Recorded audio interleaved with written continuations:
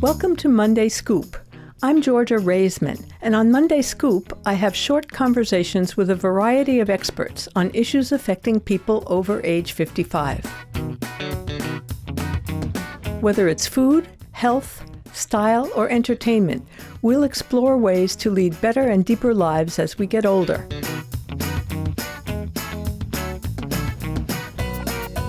Hello, I'm Georgia Roseman, and I'm here today with Bonnie Roseman, a fashion stylist, a wardrobe architect, and a good friend.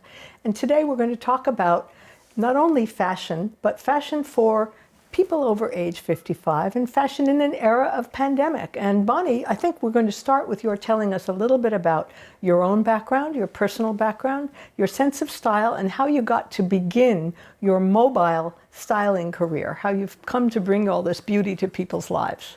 Well, I decided I didn't want to have the pressure of a storefront, and I really didn't have the funds for a storefront. And I liked the idea of working with people individually and going to their actual closet and seeing what they existingly own and get a sense of their own style. Sometimes they didn't really have a style. That would be me. And so I would see what they kind of had collected and what I had in my collection that might take what they already own and give it a pop. And I would go from city to city to city doing it.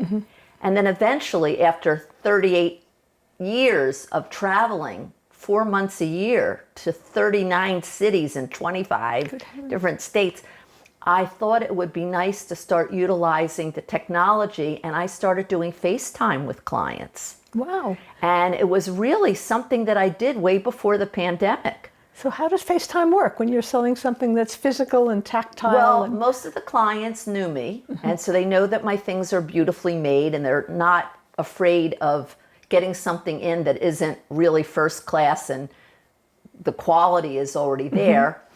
And they know that I know their size, and they also know that I'm familiar with their coloring. So I would show specific items that really I thought were appropriate for them, and they would go yay, nay, and then I put together a gorgeous box and ship it out to them. And quite often they kept mostly everything.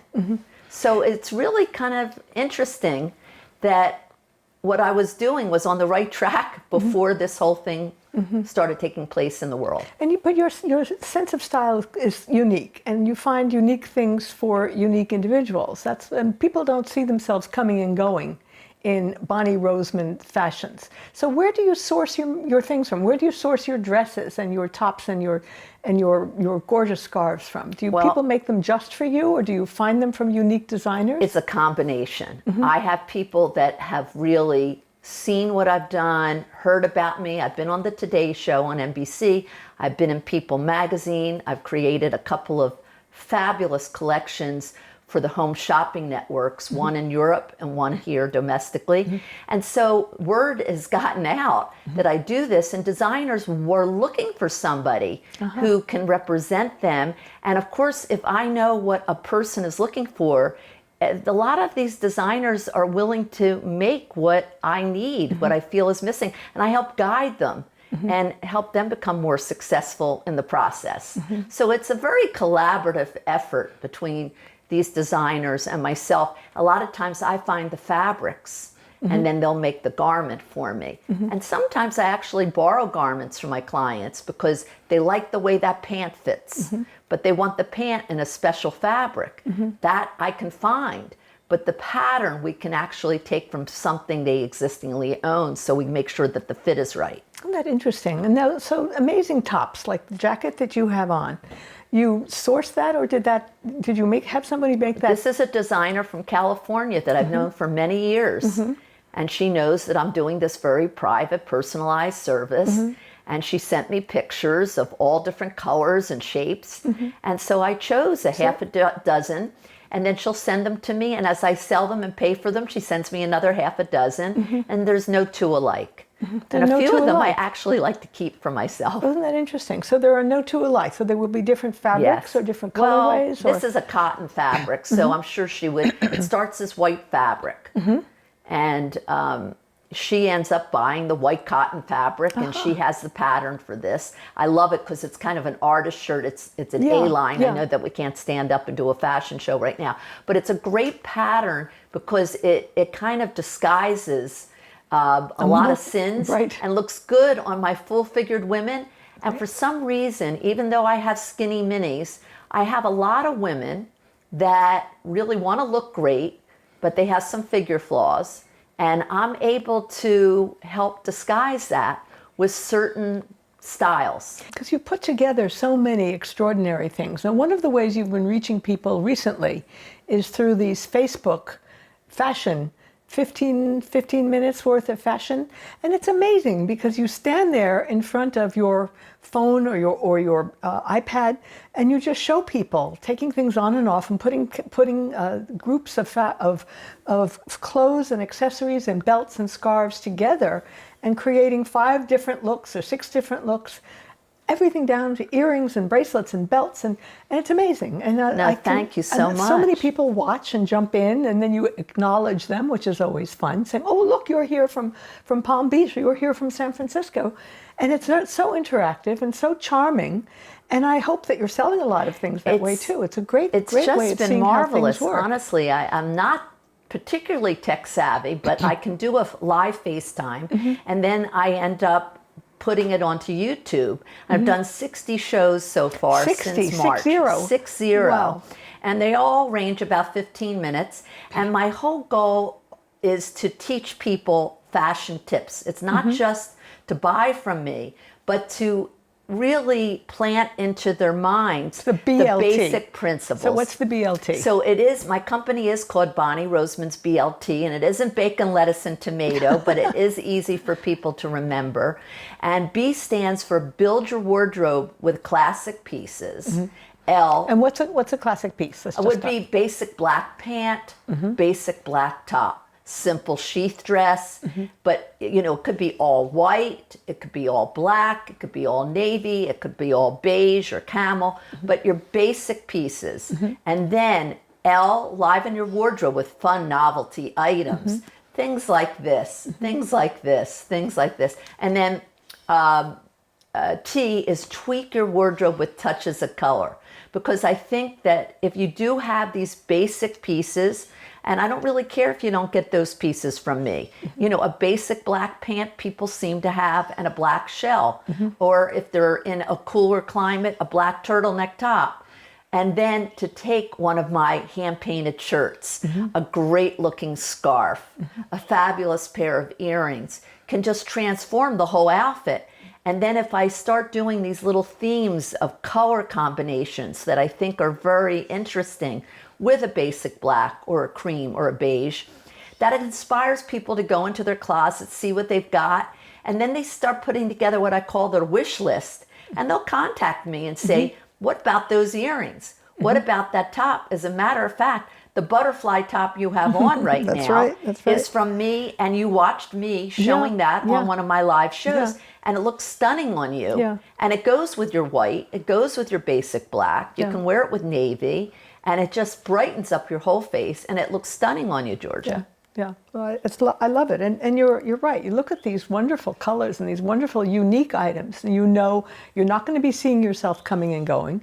You're not going to be seeing 10 of them at Ann Taylor in the fall, and it just gives you a very nice feeling. Plus, they're extremely comfortable. Your clothing seems to be very wearable, as well as being very stylish and very and yet not out there, not so far out there that women can't wear it with confidence. Yeah, I mean, it's not meant to be costumey. It's meant to be wearable, but have just a little punch with what you existingly own. And then it's very important for me to show things that are seasonless and don't wrinkle too easily. And travel. And travel nicely. That's the other thing. And I usually teach people how to take everything. If they're going on a trip for a week or two, I really empower people to take a stewardess bag, a carry-on bag only. And I show them how they can do that with just a limited amount of lingerie and shoes and your toiletry bag, and it's just a great way to travel and not be encumbered. On one of your websites, you had a list of how you travel lightly on what do you take. So what would you take if you're traveling lightly? Put aside the toiletries and that stuff. What basic things would you take if you were going to Europe for a week and a half or 2 weeks? I have to say I did go to Europe and I went to 6 countries. I was gone for a month and a half and I took 1 carry-on bag. Wow. And I brought black pants, black shell, black shorts, black bathing suit, black dress, a little black flat shoe, a black sandal shoe, black sneakers, and then I brought some pop pieces. I brought a bright yellow shell, a bright red shell, a royal blue shell, and I brought a few of my scarves that just roll up and you can even stick it inside your shoes, and a few pieces of underwear that are easy to wash and hang and dry wherever you are,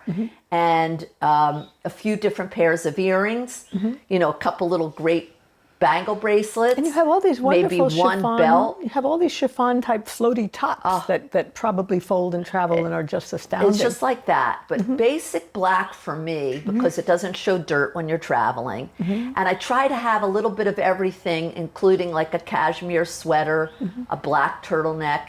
And I might even bring, when I'm traveling, 1 black leather jacket that I can carry over my arm. I'll wear my heavy, clunky sneakers so that doesn't take up so much room when I'm traveling from place to place, and a raincoat. And I usually try to do a raincoat that rolls in a ball. So that's my secret, and I have it on my website under BonnieRoseman.com, and it actually does show travel and style is the article. Yeah, you have wonderful jackets too. You have jackets that, I remember a jacket that you can wear upside down.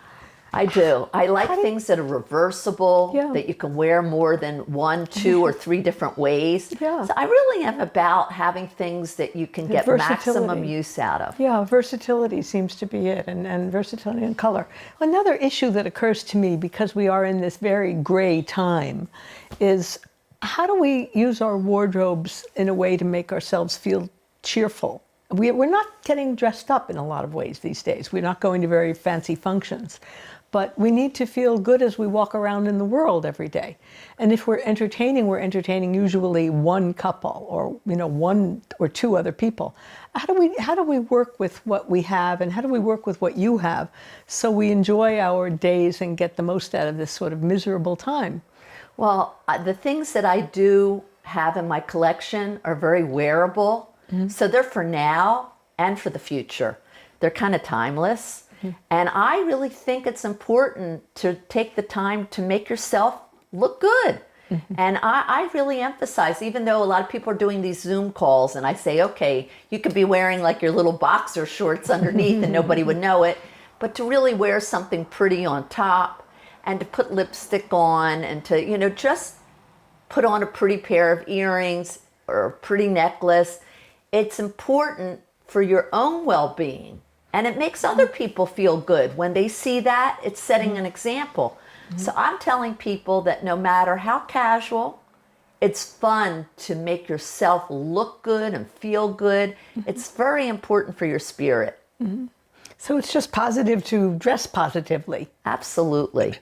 Well, I hope that we can continue to do that. And I think people, we're in a way where we have to almost show an example to the people that we're living with and the people that we're interacting with, even though we have to wear masks. I notice you have very fashionable masks.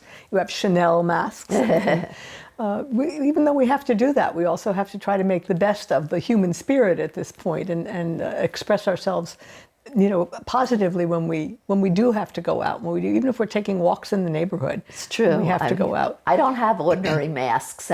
People have been asking me to sell masks, and I really don't want to because I want to focus on your outfit. And masks right now are, I call it a dime a dozen, and they're everywhere you go. And so, but I do tell people that while they're out and about, that if they can find colorful ones that go with their clothing. If they wear a lot of reds or royal blues in their wardrobe, why not find something that would match and make the whole outfit complete, and just try to have some levity in this very dark situation that we've been encountering. So in your mind, fashion is more than it's more than a frippery. It's more than it's more of a philosophy or an attitude towards life. It really is. I think that when you look good and you really make the effort to put yourself together, even if you need a little assistance from someone like myself, that in the end it goes a long way to spreading positivity out in the world, and it's contagious.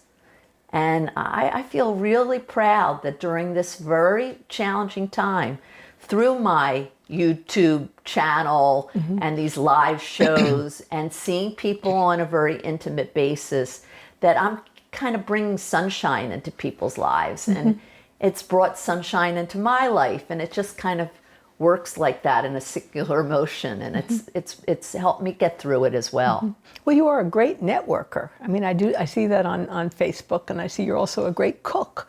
And that's an interesting sidelight. So tell us about your cooking, because I see from Facebook you're making one magnificent meal after another, whether it's for yourself or for friends or for a few friends at a time, obviously. So how did you happen to get into that? It's like your creativity extends into that area as much as it does into fashion. Thanks for noticing. I mean, I've been cooking almost my whole adult life, but, you know, I've been single for the last, dozen years. And I was married for quite a long time, and I used to entertain a lot of people at one time and enjoy cooking for my spouse. And as a single person, I kind of was getting out of the habit of it, and I was out and about a lot more and quite social. But since this pandemic and we were quarantined, I started getting into my cooking, and I decided to share my recipes with people because I think other people found themselves in a similar situation, whether they had a spouse or they didn't. And so I just started sharing my meals, and I always make a little extra so that I have leftovers and such. But people really started responding to it, and I noticed it wasn't just the food that I'm cooking, but it's the way that I prepare the presentation too. And I like candles every night, and I like to use pretty plates and beautiful napkins and placemats. And I sit down at the table with a glass of wine and candlelight, even though I'm on my own, and I wanted to inspire other people that find themselves alone during this very challenging time, that they can treat themselves just as if they were going to a 5-star restaurant. It's not that I'm a gourmet chef, I'm really more of a bistro chef, and I stick to pretty simple things, but it's all in the presentation, and the tastes are really good, and I have my own vegetable garden here on island, and so I really enjoy using as many fresh produce items that I grow. That's really an extra bonus for me. But even when I'm in southern Florida, I still make an effort to buy things that are farm fresh if I can. So your recipes are, you're doing this sort of instinctively as a great cook. Absolutely. I don't really measure things, and I'm not a baker. I'm just really kind of a little simple bistro chef, but it is tasty and it is fun, and I'm busy during the day enough that it's not really sticking to my bones, and I'm glad that's about certainly that. true. I look at some of those meals and I think, how does that woman continue to look as sleek as she looks when she's these fabulous meals that she's making? But it's really, I think it's positivity is really the key to all of this. Your attitude is so positive, your clothes are very positive. Well, it's just an amazing way to have built a whole lifetime's career on making people feel good about, making women feel good about what they're wearing and look good, look stylish. That's my and favorite unusual. saying, Yeah. is to feel good, but look even better. Oh, that's a good saying. Well, thank you so much for coming, Bonnie. I think this has been a wonderful wrap-up of embodying everything that you're bringing. You're wearing gray today, but look at how it works beautifully with black and white and that pop of yellow. Thank you so much, excellent. Georgia, for having me. It No, means it's a the pleasure. world It's to always me. a pleasure to spend time with you. Thanks very much for joining us on Monday Scoop, and enjoy your day.